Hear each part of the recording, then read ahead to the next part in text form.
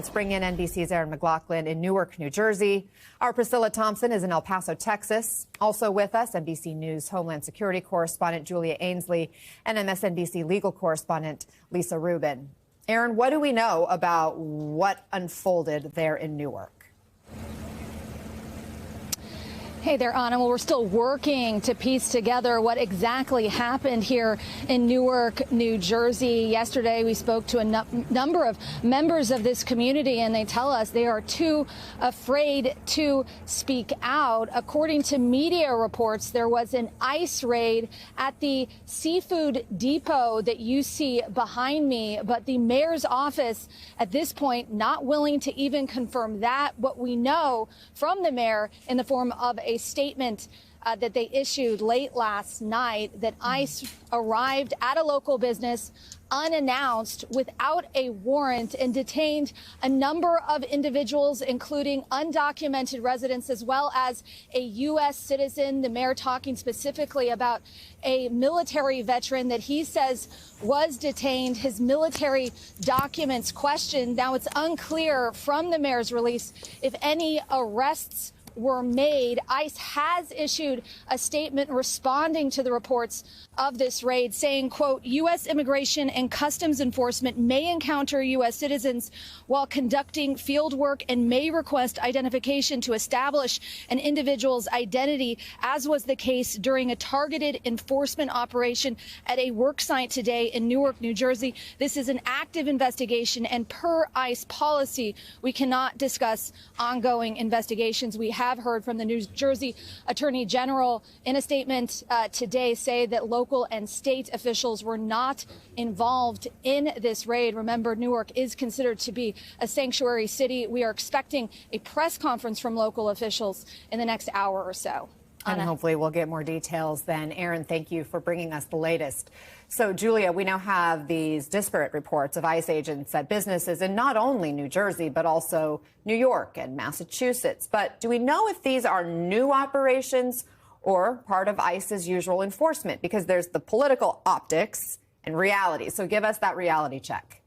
Well, three things have changed in the way ICE has started doing business in the last 24 hours, Anna. One are workplace raids. That's something the previous Trump administration did, but the Biden administration did not do workplace raids. Instead, if an employer was found to have hired undocumented immigrants, they would try to go after the employer rather than the immigrants, and they would try to arrest immigrants in places like their homes and have warrants to go in and arrest them in those cases. The other thing that has changed, of course, is those military planes. Not only were they deploying the military to the border, but they deported some migrants yesterday on military planes. Deportation is not different.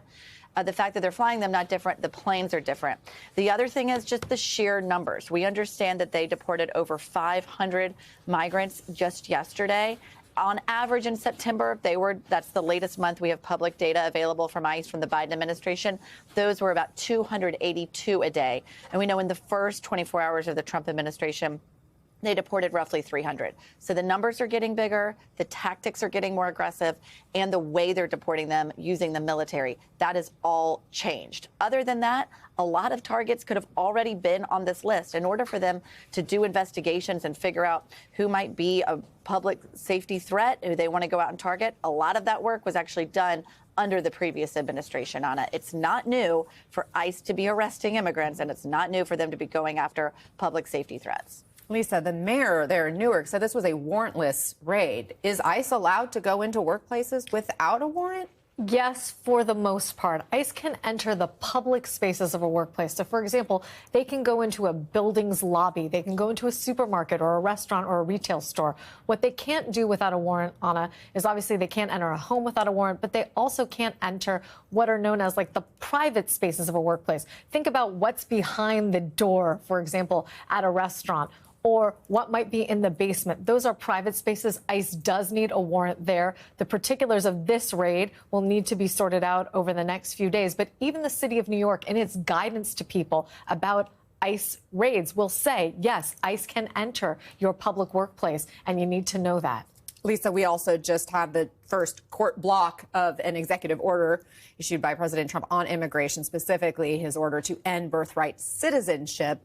What did this federal judge say, and what's next? federal judge said that this is, and Julia Ainsley had our wonderful reporting yesterday where she reported that he said this is blatantly unconstitutional, that the federal government could not even articulate a valid basis for this during the hearing yesterday. He has essentially put the executive order on hold for 14 days, allowing the Trump administration to appeal. Of course, Anna, there are also 4 other cases that are progressing simultaneously, some brought by other states, some brought by civil liberties groups, some brought by immigrants themselves, and those will play out over the next few days.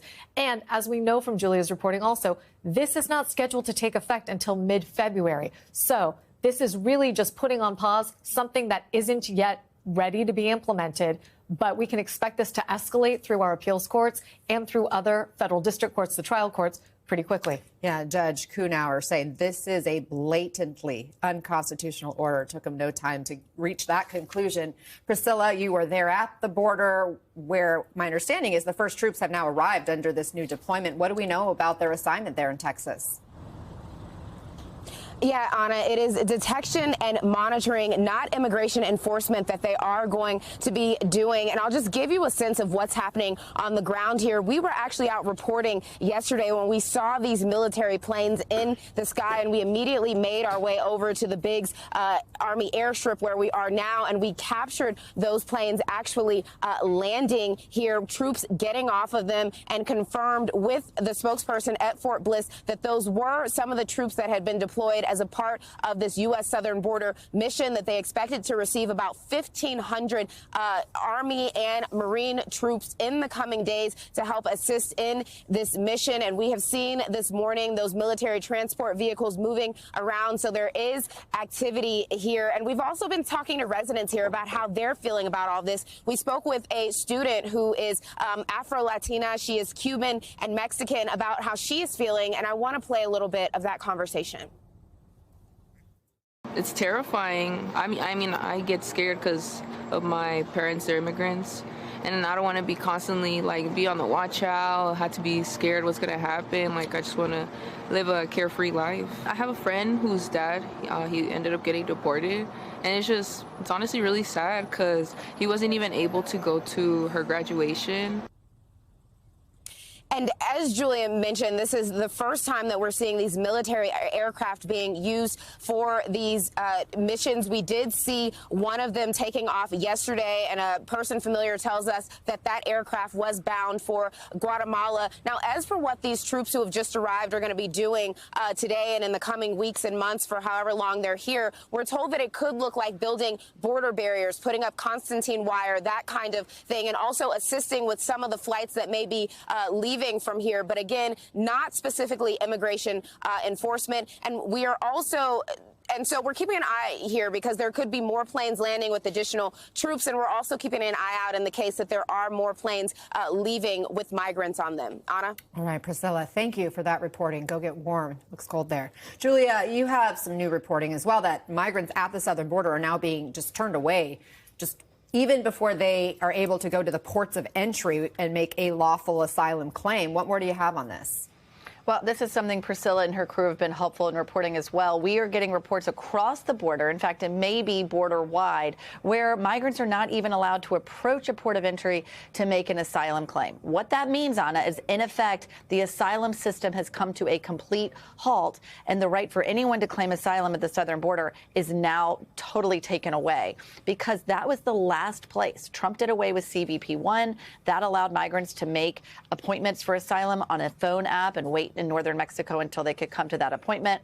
The Biden administration made it nearly impossible for anyone to claim asylum if they were crossing the border illegally and stopped by Border Patrol. These last places are supposed to be legal ports of entry where migrants can show up with their documents, make a claim that they have a reasonable fear of persecution if they're returned to their home country.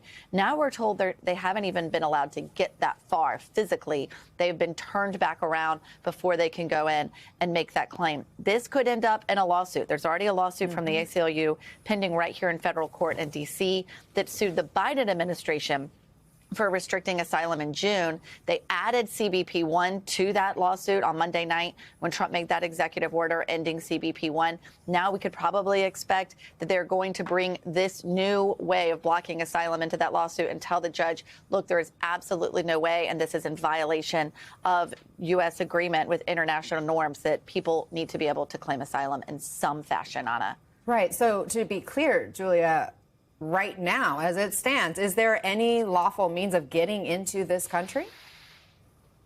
Not that I know of, honestly. I mean, we have to keep reporting this. We're reporting it on a case-by-case basis. We know of multiple places where people have been turned away. I don't know of any place at this moment where someone can make an asylum claim at the border and get it.